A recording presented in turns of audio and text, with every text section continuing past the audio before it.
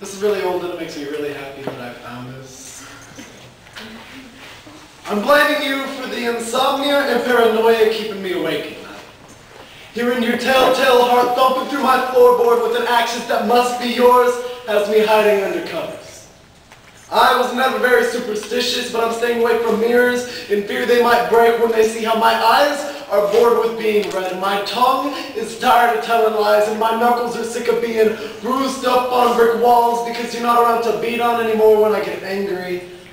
So when I'm too beat to know what to do, I do the only other thing I know how to. Drop to my knees with my palms pressed together. I may be breathing heavy, but I'm just trying to make sure this chest is ready and keep this sternum steady, because talking to God has turned into a rare occasion for me. And I've fallen so far out of this roaming area of grace, I forgot he doesn't take long distance calls. Is that what happened to you? Or did you find out that God had replaced his flowing robes of gold for some bleach white medical coats? He didn't really hear your prayers, he just diagnosed them, gave you some Bible verse placebos and told you to be on your way. To be honest, I don't care what happened. It doesn't really matter, because suicide is never justified. Whether or not you're stoned, blown, drunk, and depressed, there are always better options than death, and I hope you know you didn't just break your own fall. You broke a promise to your childhood best friend that we would grow up and grow old together.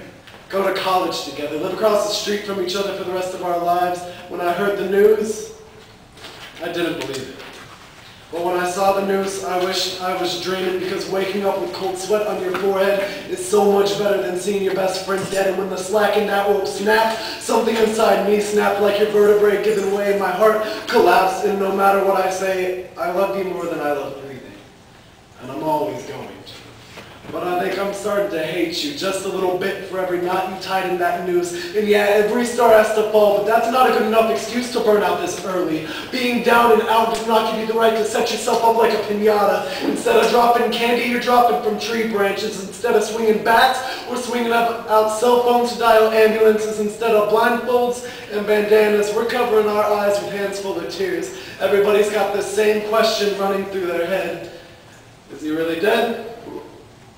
The emergency services arrive. Sirens and lights burn no matter how hard you shut your eyes. I've got policemen around me feeding me lies like, no, calm down, everything's going to be all right. Everything's going to be all right, and everything isn't. Because the paramedics can't even see what's right in front of their own two eyes. They don't realize there were 2 casualties tonight.